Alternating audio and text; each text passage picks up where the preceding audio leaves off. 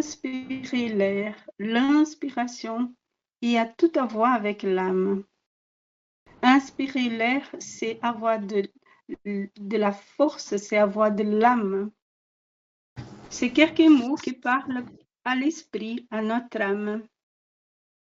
Et notre sujet d'aujourd'hui, c'est vie immortelle.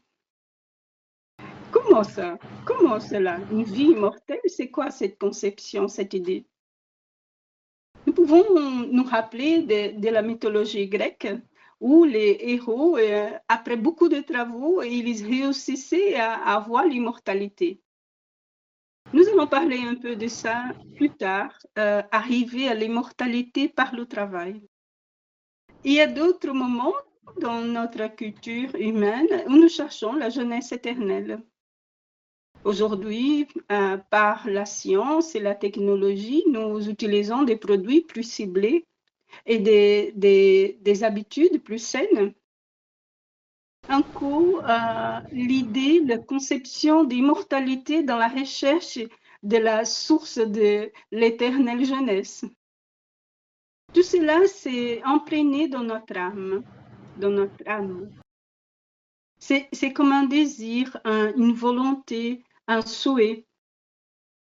Et le thème d'aujourd'hui est aujourd'hui sur notre planning parce que nous venons de parler, il n'y a pas longtemps, on a passé par les jours de défunt, les jours de mort. Et nous allons parler de la vie mortelle. Mais pourquoi nous parlons des jours de tous les saints?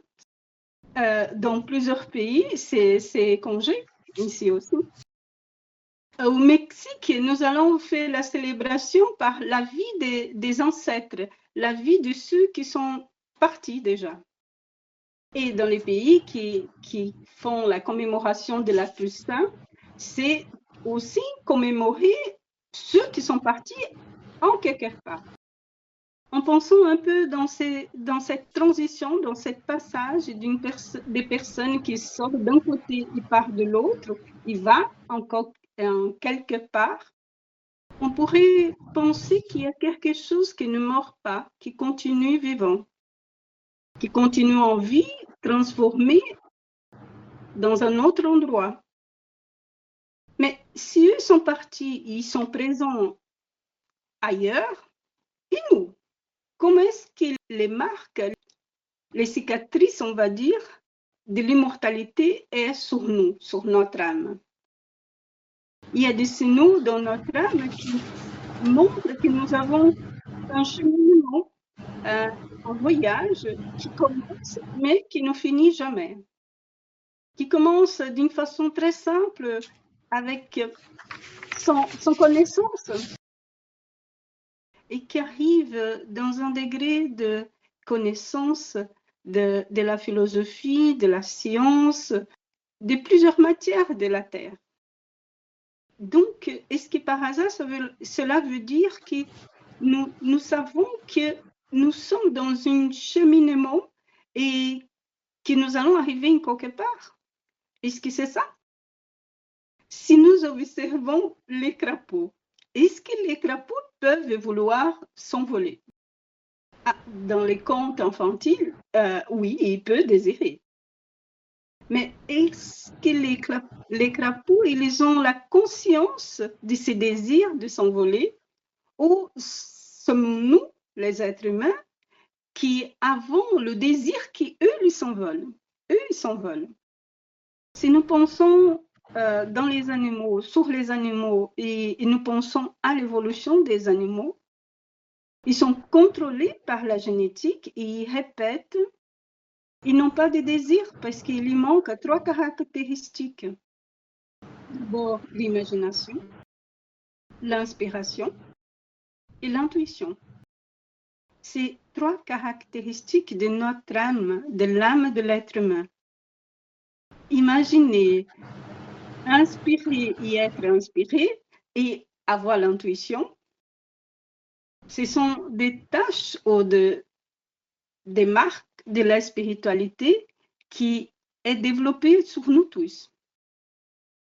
Et ces marques, elles sont sur nous il y a très longtemps, qui sont en train d'être développées. Nous ne sommes pas des êtres simples, nous sommes des êtres très complexes. Nous avons la science, la technologie, la philosophie.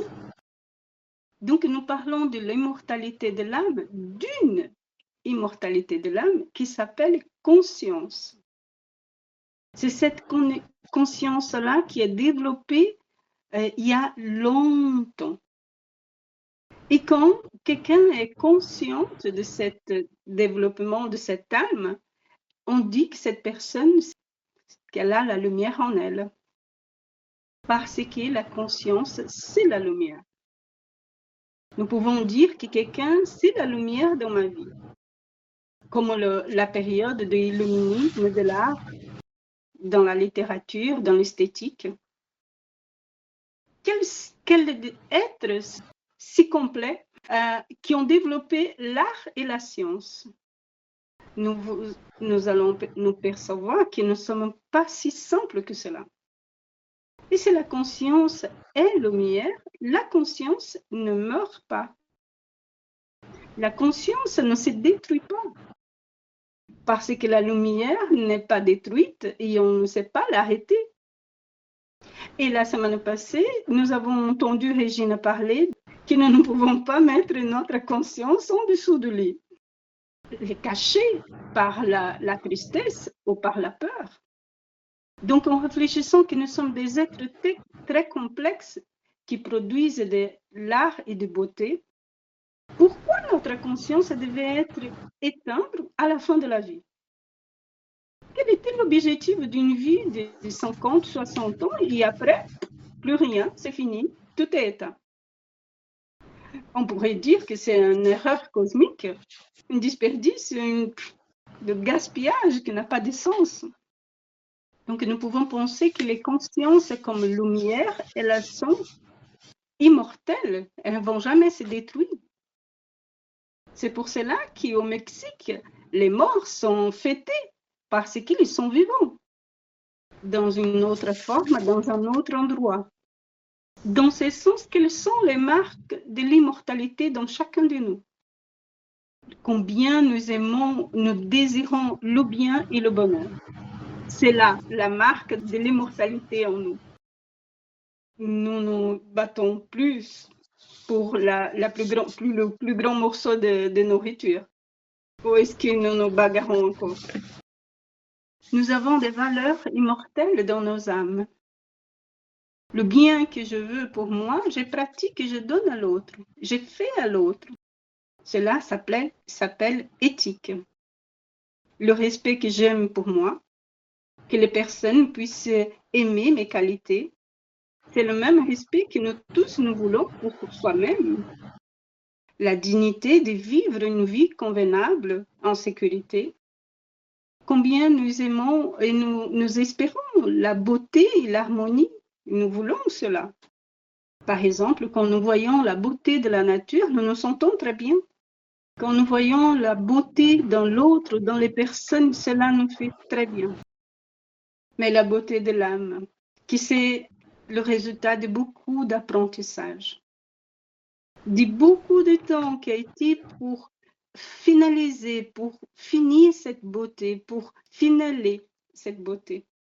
Donc, les marques de l'immortalité, ce sont ces valeurs spirituelles et qui ont été travaillées par chacun de nous dans chaque vie que nous avons eue.